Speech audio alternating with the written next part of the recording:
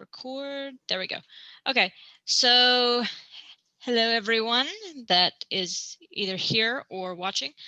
So this evening we have Nick Lawson here. He works at the Corps of Engineers and he's got a really cool presentation for us. Sorry for the confusion. I know last week I announced that we wouldn't have a meeting this week, but like everything this summer and this year, plans change on a very frequent basis, it seems like. So at any point, as Nick mentioned before I started recording, if you guys have any questions, feel free to pop in the chat or ask. And so we'll go ahead and get started. All right, guys. Well, good to be back, even though we're virtual this time. My name's Nick Lawson. If you don't see it up there in the little chat box up there, I'm sorry if I kind of look to the side a little bit. I do use two different monitors just so I can see what I show you guys during the presentation, and so I can see who all's chatting and whatnot. So you might get a really good view of this side of my face. But I figured today I'd tell you a little bit about what the Corps of Engineer does, what I do at the Corps of Engineers as an accountant there, because you don't really think of like an engineering place and them having an accounting team to back them up. And then I kind of wanted to talk about pay and benefits, both federal wise, what federal employees get, and maybe some things you want to look out for.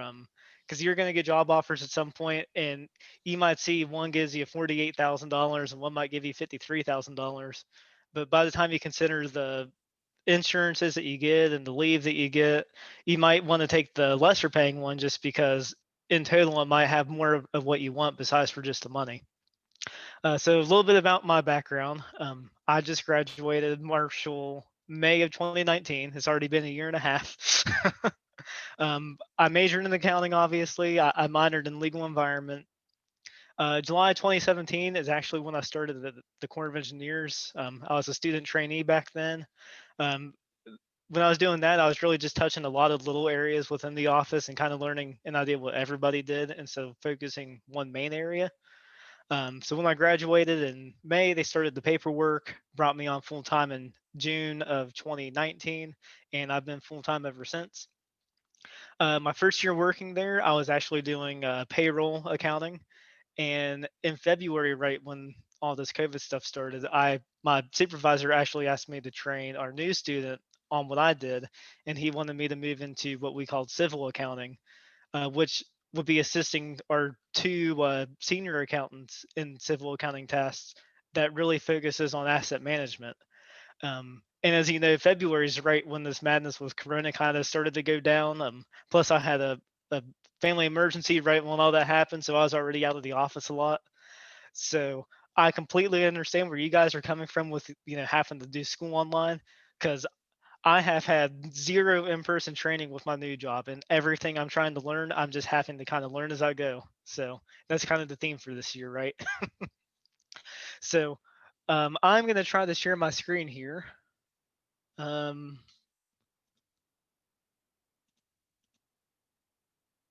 Let's see. I want to share screen one. Are you guys able to see what's up here where it just says Zoom right now? All right, Yeah. we got a thumbs up. Yes. Yeah. So I just have this as a public site right here. This is the Corps of Engineers Huntington District website here, and you can see if you want to go to this and navigate around a little bit, see what they do, you're more than welcome to at some other time. I'm just going to touch on some highlights I have here.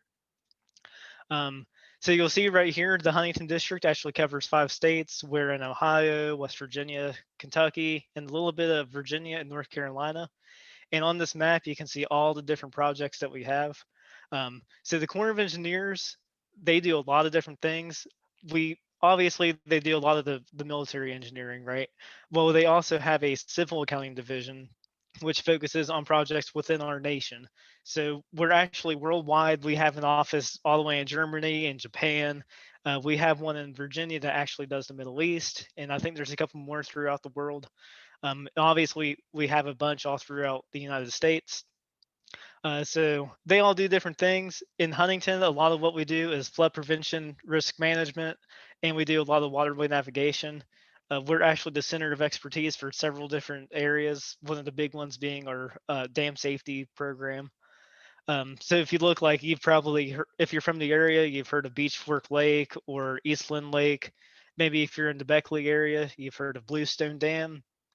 A lot of those projects are flood prevention. So they put a dam out there and they, try to, you know, really keep an area from flooding and just not necessarily eliminate the risk, but help reduce it and help, prevent a lot of the economic damage that can occur from a flood. And if you ever been out to one of those areas like Beach Fork or Eastland, you'll know that there's some economic benefit to the community. So, like in Eastland and Beach Fork, you can go camping. Down at Bluestone, when they do their release, that's when whitewater rafting season starts. So, there's a little bit of an economic boost with a lot of our projects as well. So, we have 9 locks and dams because we also do the waterway navigation for the Ohio River and the Kanawha River area. So these are so all the barges and boats can get through there safely. And then you can go to the recreation area, and you can see by state what kind of lakes we have, what kind of dams are out there. So if I want to go ahead and check out Beach Fork, because a little personal to me, the Beach Fork Dam actually helps keep my subdivision from flooding. So if you ever been out that way, these pictures up here look really familiar. They have a marina out there on the Lavalette side. Out in the, I call it the Eastland side, but the other half of it, they do all the campground stuff and some trails and whatnot. So on top of flood prevention and navigation, we also pick up a lot of construction projects and turn them over to different areas within the United States. And a lot of times we refer to those as cost shares, where maybe the federal government's putting up 65% or 90% or 50% of what it's going to cost to get a project done. And then another entity or multiple entities will pay for that remainder of the cost. So, real close to home, think about the Huntington flood wall. That was one of the projects that we did with Huntington, I think way back in the 50s, maybe. So that would have been like a cost share project. We also, working on right now with Milton to do like a flood wall out in Milton. We've I've actually seen in the past couple of days there was a news release that federal government gave $4 million to the Huntington Sanitary Board to work on some of the sewage issues and some upkeep for like the 11th Street pump station for the flood wall. So we helped take care of that a little bit. I know there's another government agency heading that, but I can't remember what they were called. But we have all kinds of other construction projects like that also going on top of maintaining our locks and dams and all the flood prevention projects that we currently have to keep up on a daily basis, pretty much forever at this point, right? So with all that madness going on, our district is, roughly 1,200 employees big now, and with all that madness, you have to have an accounting section within too to keep track of everything going on. So that's kind of where we play in there. Um, our office is actually called the Resource Management Office, and we break ourselves up into the Finance and Accounting section and the Budgeting, Manpower, and Management section. So we really manage every penny that comes in and out of the district. Obviously, budget works with all the different areas within our district and determines who needs how much to get what jobs done and what Congress has permitted for different projects to get done. So they'll sit down and work with different areas within the district to, say this is how much money you have to work with. Um, and then we also have the management and manpower person that actually dictates how many people we're allowed to have employed, how many full-time equivalents we need to get the job done, and kind of give an idea of how we need to hire from there. And then the finance and accounting side that I work on, we actually work on expending that money. So, you know, when I was doing payroll, that was taking everybody's time, processing it, and every 2 weeks you'd have about $4 million of payroll that you're processing, both for paychecks and for benefits. And you're also helping keep track of like people's leave and clearing up issues where they're not putting in their time correctly. Now that I do like the civil accounting stuff, I one of the things I help with is keeping track of those cost shares.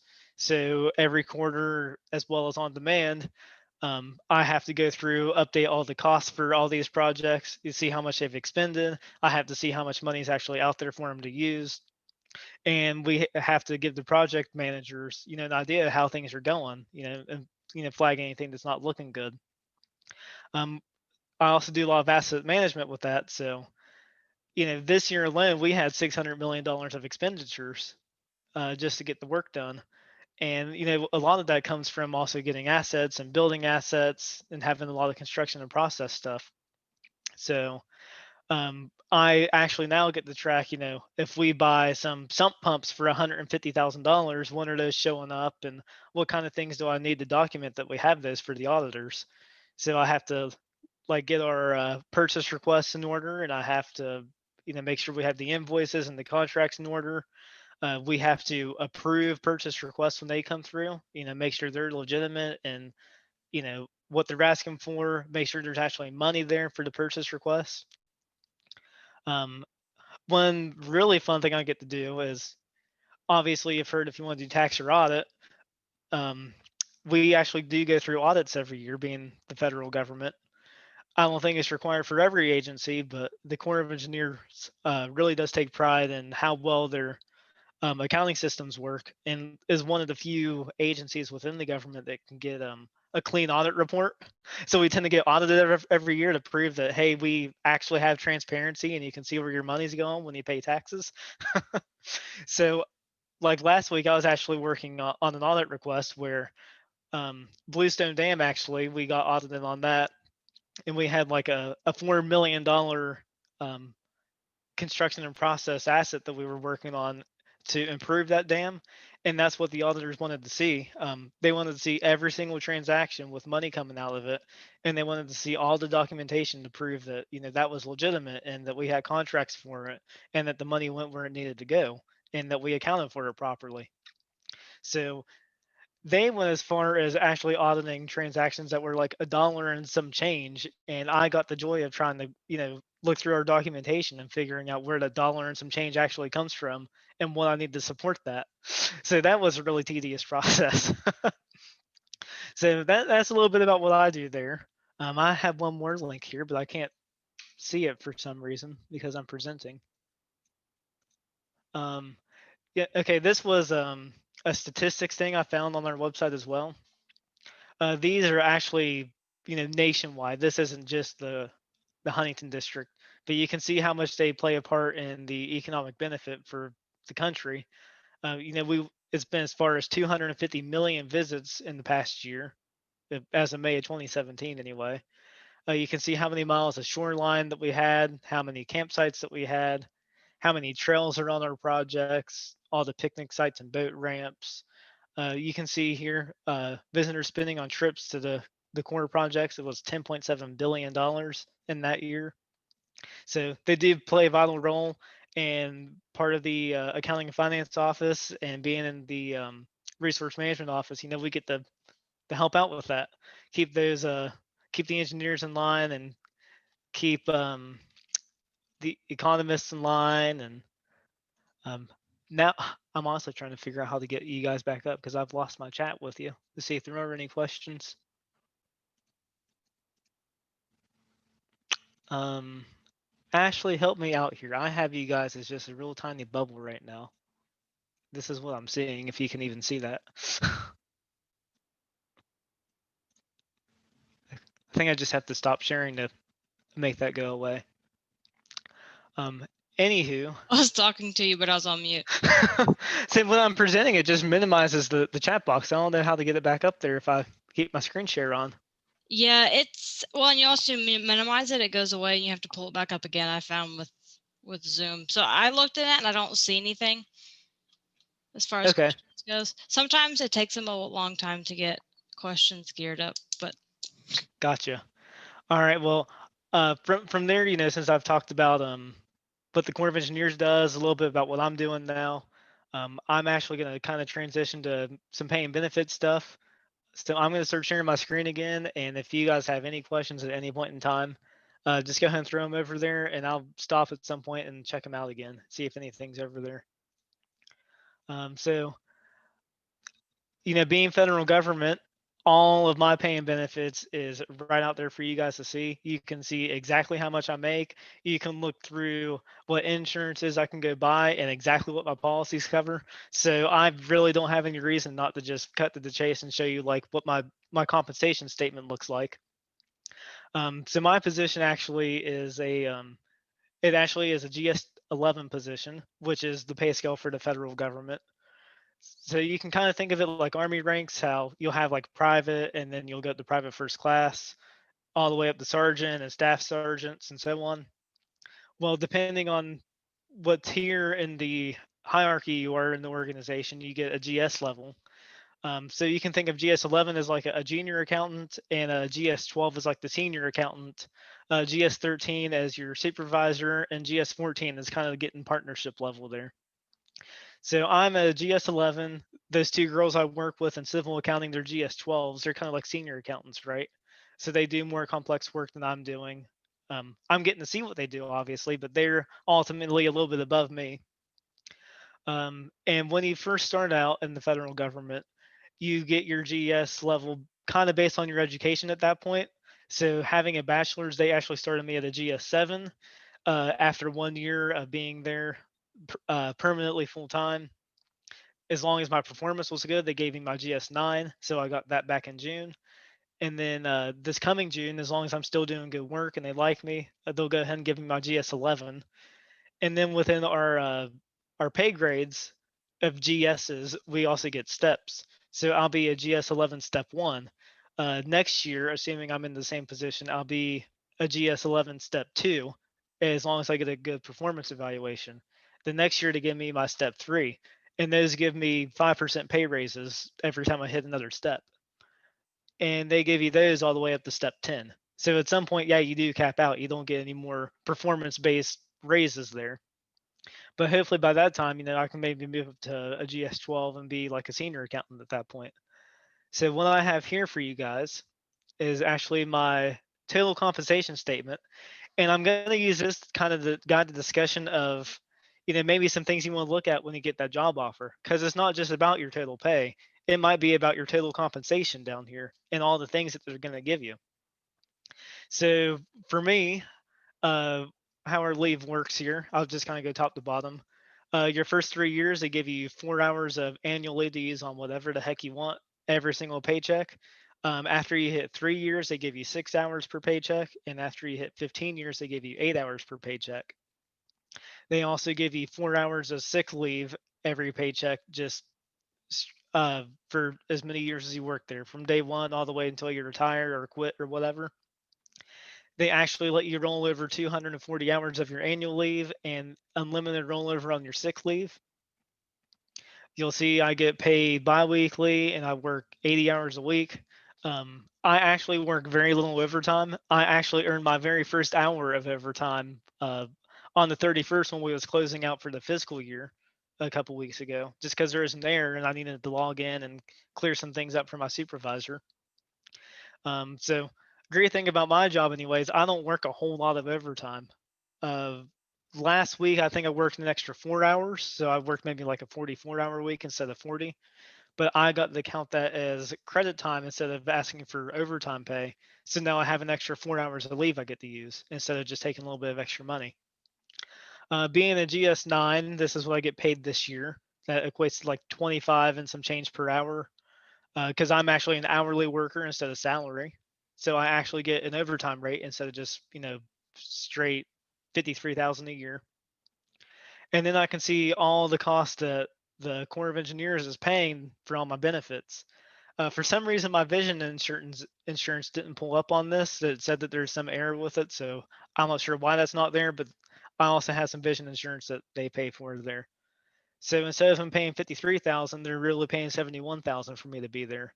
And then next year, when I hit my GS11, this will be 64,000 plus if Congress decides to do a cost of living increase in January. Um, Moving on, I can go ahead and look a little bit about my health insurance. So maybe that's something you guys want to consider. What do you have to pay for health insurance at the firm, or do you have to pay anything? And what kind of things is that insurance going to cover? I know I pay 53 bucks a paycheck before taxes come out, so it really equates to like $35 a paycheck. And as far as my office visits go, I pay like $10 every time I go to the off for an office visit, and I get free checkups every year. And my blood work to an extent is free, and then certain tests cost a little extra. I know my chiropractor visits, I get 10 a year, and they're like $20 a piece. So for me, I have pretty good health insurance for really not too much, and I can see that the government pays 75% or so what my actual premium is. So that's pretty nice to have. I know that they give me life insurance. So you might ask if there's some kind of life insurance or if they're even going to offer that. Um, Being honest, I don't know how common it is to get life insurance through work because I actually haven't worked outside of the Corps of Engineers, at least for accounting yet. So I can see that, I get $55,000 for a benefit if I were to die to go to my beneficiary. Being under the age of 45, there's some language in here that actually like doubles that amount to an extent. So that's probably closer to 100,000 for what I pay instead of 55. And I can see that this is just what I'm paying here for eight bucks a paycheck. Like I said, my vision and dental didn't pull in here, but that's something else. A lot of accountants tend to wear glasses because we stare at screens 8 hours a day, 10 hours a day, 12 hours a day, right? So maybe you want to see what their vision and dental's like. What do they offer for that? What's it cover? For me, I went and got an eye exam and new glasses this year, and it cost me $50 total. And that's mainly because I went over on my frame allowance that the insurance had. Um, Something kind of unusual, but my job offers long-term care insurance.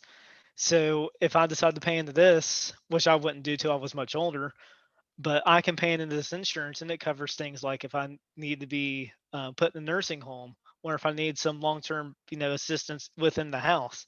And it gives me like a $400,000 allowance for things I might need in old age if I have Alzheimer's or, I need walkers and wheelchairs and whatnot. And I need someone to come in and maybe help clean and fix me food and whatnot because I'm older. I can't quite do what I used to do. Um, One of my other benefits is being able to do flexible spending accounts. So they allow one for medical, they allow one for vision and dental, and they actually allow a flexible spending account for dependent care.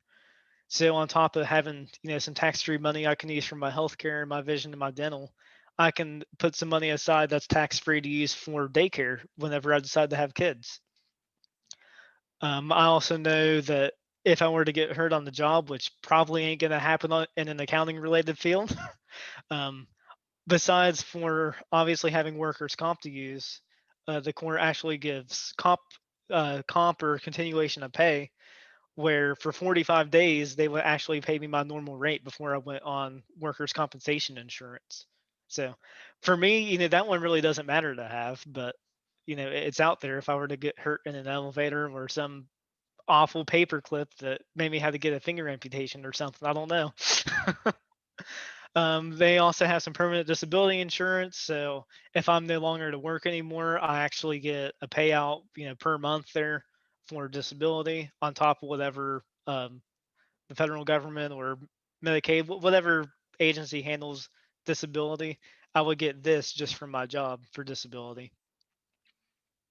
Um, a really, really, really important thing to look at when you're, deciding what you want to go with job wise is your retirement. So, what kind of 401k offerings do they give you? Do they match 3%? Do they match 5%? Do they match 10%? That might be something that you really want to consider. For federal government, they'll match you up to 5% for your TSP, which is just the federal 401k plan. And they offer not only traditional, but they offer Roth 401ks. And real quick, Roth 401k means I put money in after I pay taxes on it. And then when I need to go withdraw it, all that money that I put in plus all of its earnings come out tax free. So, because I can do Roth, I put all my money into a Roth 401k. So I can see, what I have right now for my Roth. I can see what I'm putting in. I can see what my agency is putting in. I also, with my job, get a pension plan. So on top of my 401k contributions, I have a pension I can live off of. Um, basically what they do is give you 1% of your high three salary for every year that you work. And then if you stay until the age of 62 and have 30 years in, they'll give you 1.1% for every year that you work. So I can see if I retired at 57 years old, that would give me 37 years of service. They would give me 37% of whatever my high three is at the time. So that being my high three, this is what I get paid out for my pension. If I want to make sure that my future spouse can continue to receive my pension after I pass, I'll take a little bit less, and then I know that my spouse at the time will still get a pension, and they don't have to worry about that. A really neat thing that they also give me is I can stay on all the insurance offerings after retirement and only pay my my employee contribution. So if I want to keep my health insurance at 57, because I obviously can't get Medicaid at that point, um, I can pay my 53 bucks a month for my health insurance and not have to pay the full 200 and something that cost every single paycheck. One more really random thing that they give you is actually if you retire before you're able to withdraw Social Security at the early age of 62 instead of the full age of 67, they actually give you an annuity supplement to help match what your Social Security would be. So they take however many years you work divided by 40, and that's what they give you. So I get like 90% of whatever my Social Security would be as a supplement until I'm the age of 62. So I get three streams of retirement income there at 57 years old and can pretty much be done and kind of live my life from there. So for me, retirement's something that I really pay attention to on the benefits side. What's it going to give me and what's the fastest way to get there so I can start having some retirement income as well as maybe at 57, I go substitute teach or do something else. So for me, that's personally really important. For maybe Ashlee, she wants to work until the day she dies, so she don't care about retirement benefits. That's something that you just have to decide what you want. Um, I also have another disability benefit and death benefit. So if I was to die and I had kids, my spouse or whoever's going to take care of my kids, if my spouse were to also pass, they actually get a payment every single month to help for their care that lasts until they're 18. And if they're going to college, they get it until they're 22. So that's something else I've looked at. If I want to have a family and something tragic were to happen, I know my kids are going to be taken care of because there's some money to help take care of them.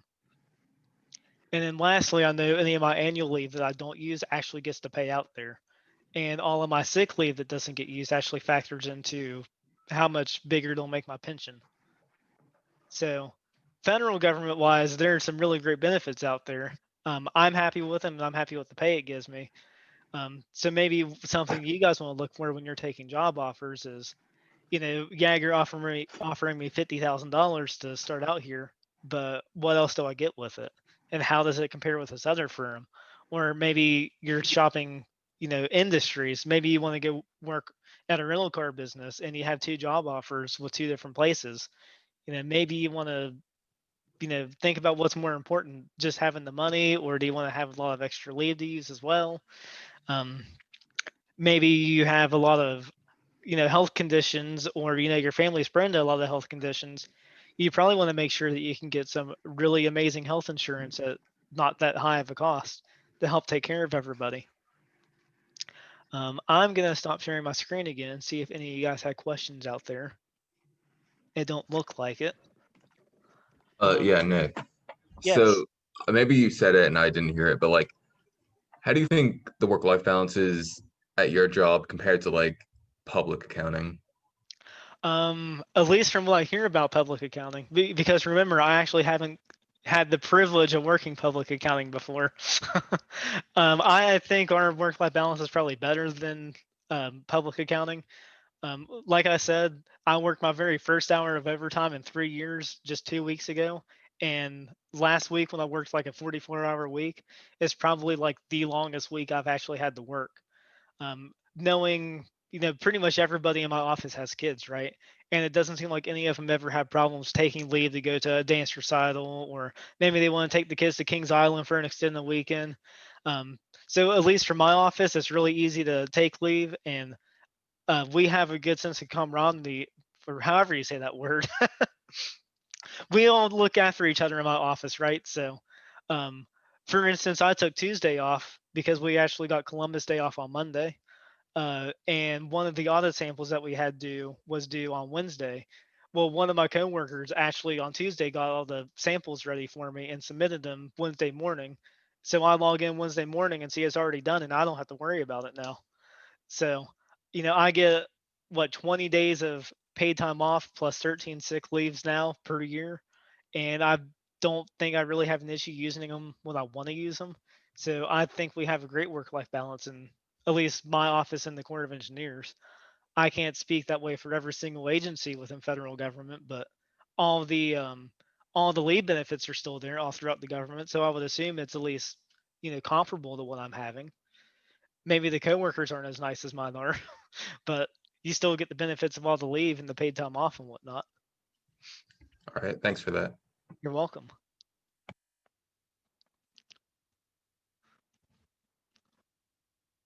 Anybody else? Because I've Yeah. said all about what I have to say. Yeah, I would say that your experience of overtime is in the very, very, very sweet spot for someone who doesn't want to work as much as like some firms have you work. Because I know I'm an intern at a company, and I've worked more overtime than you have. I've worked there 2 years. You've worked at the Core 3 as a full-time person and as an intern. I've worked more overtime than you. So Well, I do want to throw out there too. I do have a couple coworkers that I work with. They do work a little more overtime than I do, but that's really like our busy season, right?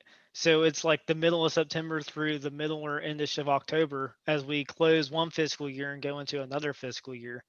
They'll work a little bit of overtime on the evenings, or they might work a couple hours on the weekend.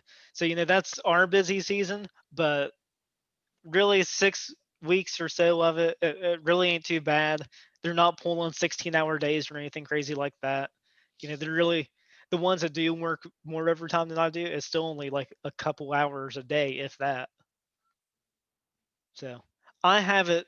Most of us in my office have it pretty easy, but there are a couple that work a couple hours of overtime. another question. Yes. You have job openings? Well, I know one coworker is officially retiring November the 3rd of next year, and I know my supervisor is going to retire late next year. So out of an office of 16, there's 2 people leaving. Um, Traditionally, it seems like my office does hire at the student level, just because they can kind of strategically hire. They can take you in before somebody actually leaves and kind of like teach you the ropes and the skills of what you need. So I foresee some hiring happening in my office in the next year or so. At what level and when they decide to do that, I have no idea. I mean, that's just speculating from working inside the office. I don't know what our division chief is planning to do at that point. So maybe soon.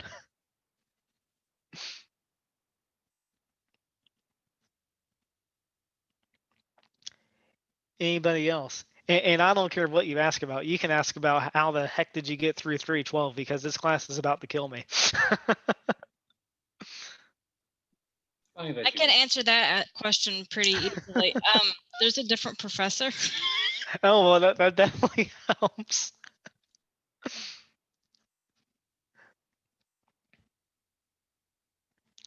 What made you choose your job over public accounting?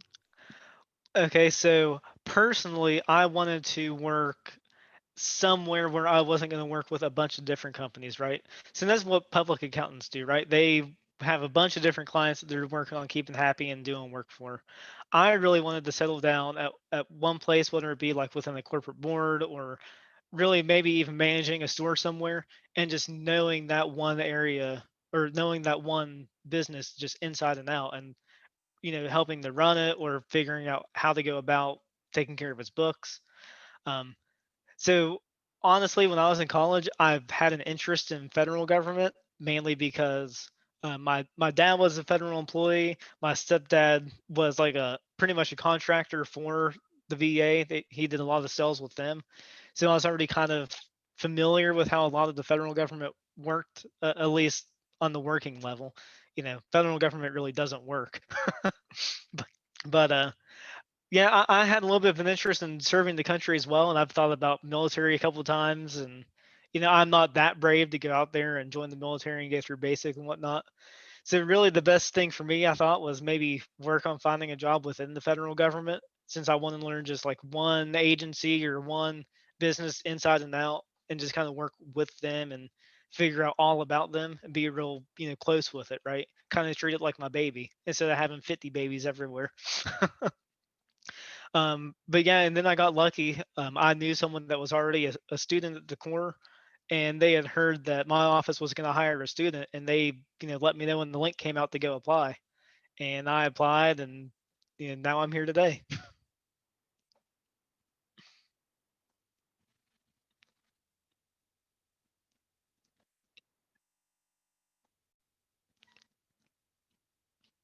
Anybody else? I got another one for you. I know that the Corps has done a lot of telework, working from home.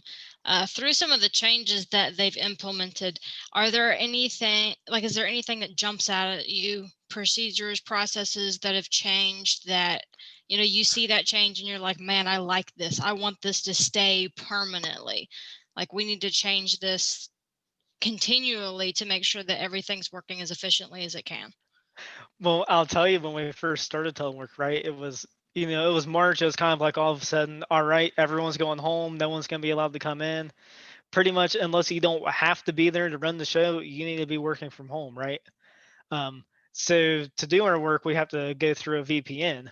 And the first month or so of work, the VPN could not handle every single person within the corner, teleworking, right? It was so bad that literally not everyone could connect at the same time. We had to take turns in 2-hour increments logging in the work. So I might work 7 to 9, and then I'd have to disconnect from the VPN and then not work for 2 hours. Some people, yeah, that's okay. They can work a little bit without the internet. Maybe you're an engineer and working on a drawing. That's whatever. Our financial management system, it's all online. I literally cannot work without being connected to the internet. So the first month of telework, I'm working for 2 hours and then I'm disconnecting for 2 hours and just kind of sitting there because I can't do anything. I can't even so much as reply to an email or go browse the web because I'm not connected to the stupid VPN. So the first month was awful. Now that we're like, what is it, 6 or 7 months into this, I think that this whole working from home thing could be a permanent thing. I doubt it will be, but I think we're to the point that we can actually function working from home. I've really enjoyed that, at least for me, when I'm working from home, I'm a little bit more productive. Despite only having my laptop screen, I have like way less distractions than I would have within the office, so I can get a lot more done. Um, I've learned that I work in an older office where pretty much everyone's in the 40s and 50s, and not everyone is very technologically advanced. So when we do weekly meetings online, it was really funny at first watching people trying to get their webcams working, deciding screw it, I'm not using the webcam. Um, so I like that. Honestly, now that we're teleworking, we actually communicate more as an office. Before, we would have a meeting maybe every 3 months just to catch up on things and make sure everyone's still on track. And now we're meeting once a week and seeing how everybody's doing. So in a weird way, it's kind of brought our office, a little bit tighter together and figuring out who's working on what and what the status of a lot of different things are.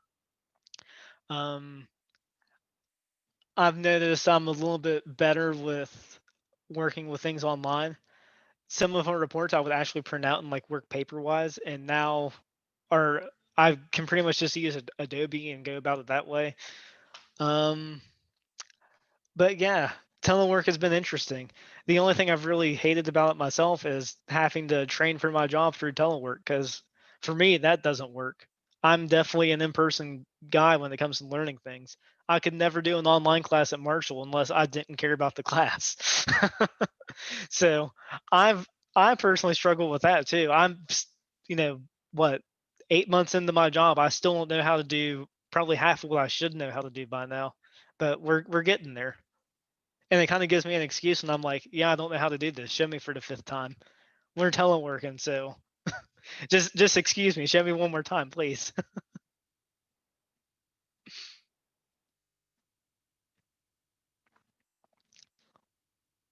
What's everybody else got? I've only heard from 3 people out of, well, I guess 12 since I'm the 13th.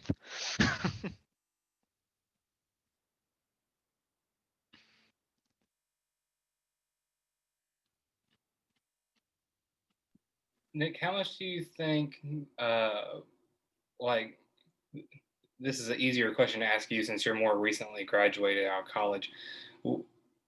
How much of stuff that you learn in class do you think you apply frequently in your work life? Well, remember, I'm not in public accounting, right? So my audit class kind of matters a little bit, right? Because we do get audited all the time, both internally and like KPMG that does our audits, right? I kind of see where they're coming from when they're asking for things and can kind of decide, yeah, maybe this document's important and they need it. Tax was obviously kind of useless. I don't use any kind of tax law for my job. As far as any of sorry, I got a notification there. As far as any journal entries, like none of that really helps me. Understanding how debits and credits work and how general ledgers work, and understanding oh, what was I going for? Understanding how just transactions in general work when you're doing posting entries and whatnot. That kind of helps. But as far as knowing how to make my journal entries, the system does all that for me. I just kind of have to know how to read them, right, and understand a debit and a credit. Even as far as understanding how expenses work, that doesn't help me for federal government because we do expenditures, which is a little bit different. Knowing how accrual accounting works is even a little odd because governmental accounting doesn't use full accrual accounting. They use kind of like a hybrid system where some things actually do follow a cash basis and most of everything else still does follow a accrual basis. So governmental wise, at least, it's very unique. None of the financial statements, none of that really matters to me because we don't do statement of cash flows. We don't do income statements and balance sheets. We do things like statement of net position. So how much money do we bring in and how much do we spend and what do we have now? Instead of there being 3 or 4 financial sheets that you guys use, right? Like your balance sheet and income statement, there's like 7 primary governmental um, statements that you use. So for me, it's really interesting. It's really different. My most beneficial class probably was actually the governmental class. It was a graduate level class when I was doing that 3+2 program. So that helped me a little bit, maybe not as much because there was more of an emphasis on state and local governmental accounting versus federal. One really interesting thing, knowing how to work the FASB and GASB site doesn't help me either, right? Because the federal government, they use generally accepted accounting principles, but we actually write our own regulations that we follow.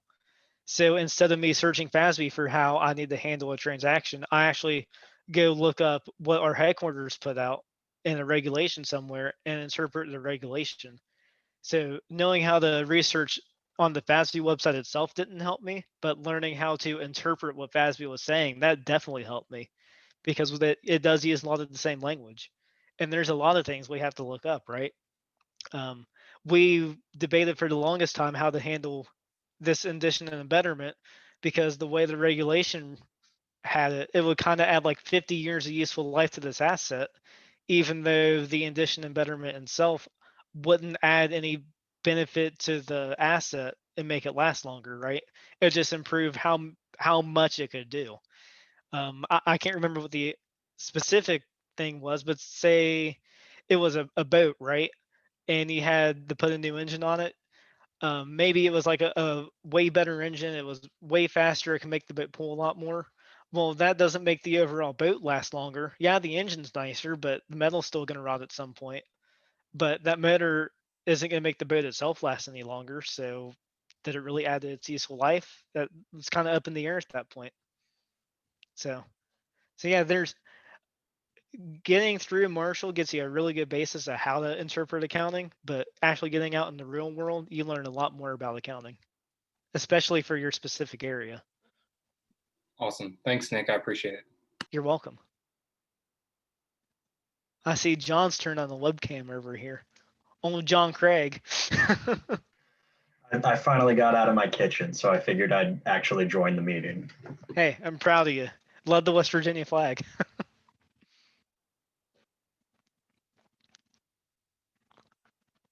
Anybody else have anything? Ashlee kind of asked it earlier as a joke, but in like a very real sense, not really asking like, are you guys hiring, but how does someone go about getting a job like that at the Corps of Engineers? So most federal jobs actually go through usajobs.gov. I'll post that. I actually had it up here in case I decided to go through and show it. Actually, here, I'm going to share my screen since I already have it up and kind of walk through it a little bit. Can you see this okay? Is it popped up here? Okay. So this is USA Jobs. This is where pretty much every federal job gets posted, right? There's a little bit of direct hire authority where, at least in our agency, we have the authority right now to hire just based on someone turning in a resume to someone that they know and getting somebody in there. But pretty much every position is going to pop up in here, right? So say I want to search up the Corps of Engineers in general, and I want to limit it to Huntington. And I click search, I can see all the different jobs that they have right now. So there's 13 postings actually available. Federal jobs are unique in that most of them only pop up here for 2 weeks. So you'll see this opened on the 13th and closes the 26th, 13th and closes the 23rd. You'll see some things that actually stay open for a whole year. These kind of are like a pool, right? So you can put your application in here, and if that office decides that they need somebody, they'll go to this pool and kind of grab somebody and grab some applicants and see if anyone wants a job. So these are usually put out like at a division level or a headquarters level where they cover a lot of different districts instead of just one little district. Ones where they're directly hiring, like they know that there's a position, they definitely need somebody there, are usually the ones that are open for 2 weeks. You'll see that you can also filter. So federal jobs are really hard to get. Your best opportunities is if you're a veteran or if you're a student or recently graduated.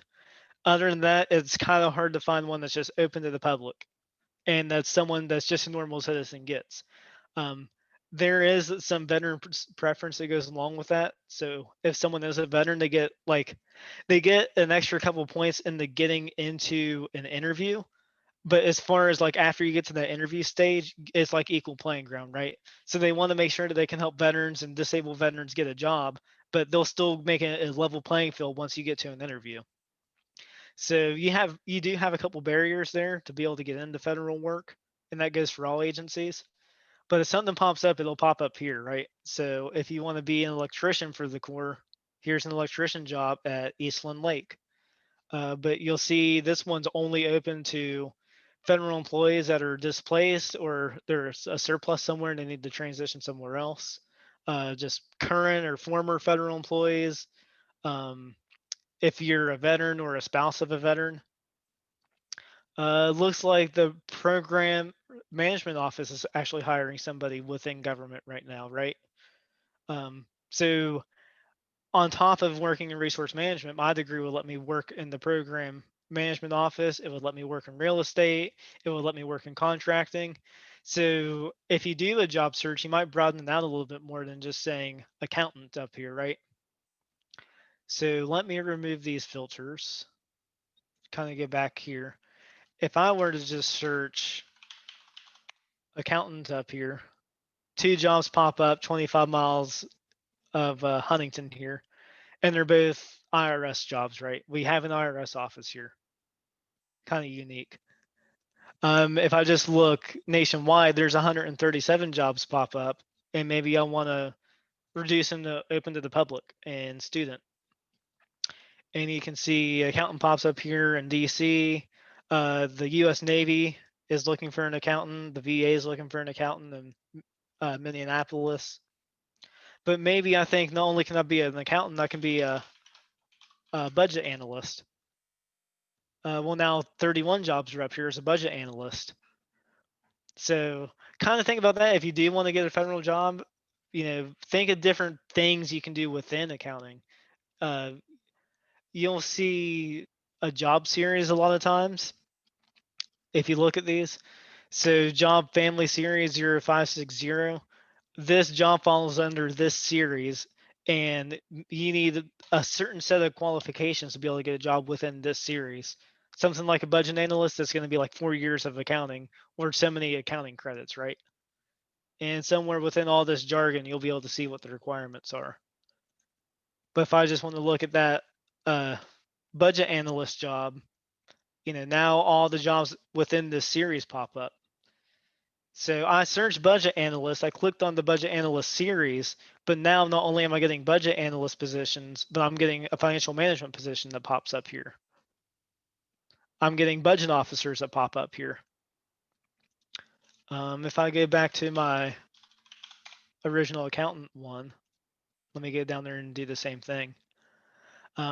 You'll see similar jobs up here, right? So maybe you're an accountant, maybe you're an accountant and auditor, maybe you're an auditor in the field or internal or field auditors. So maybe from accounting, I decided to look at auditors. Well, now 93 jobs pop up for auditors. And maybe I can get an auditor, look down here, change it to field auditors, change it back to accountants.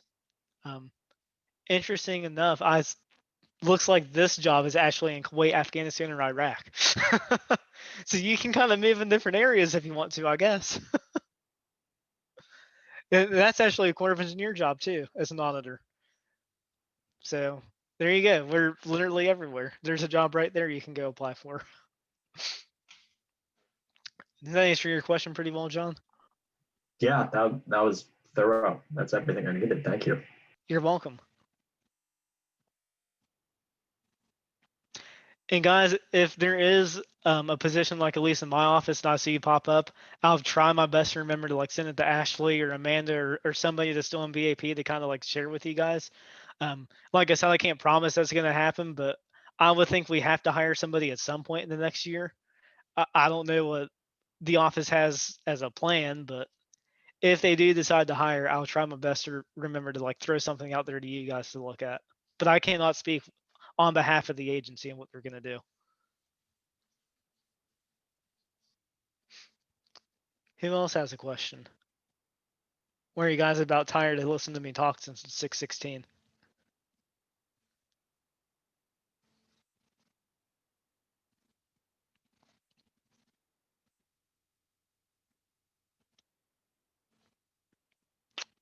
Well, I guess that's it. If everybody's all good to go. I don't think Ashlee has my email, but I'll throw it over here in the chat. So if you guys do think of a question later or want to ask something, feel free to shoot me an email, or you can stalk me on Facebook and find me and shoot me something on Messenger. I'm open to accepting friend requests from you guys as well if you want to connect. I personally don't use LinkedIn very much, so I check it like once every 6 months if you try to connect with me on there. Actually, I mistyped my email. Yeah, there's my personal email if you guys think it's something you want to ask privately later on. Or like I said, if you want to just stalk me on social media and find me that way too, totally okay. Well, that is our meeting. If you guys don't have any more questions for Nick, I do have one thing to talk to him about, but that's not with the meeting.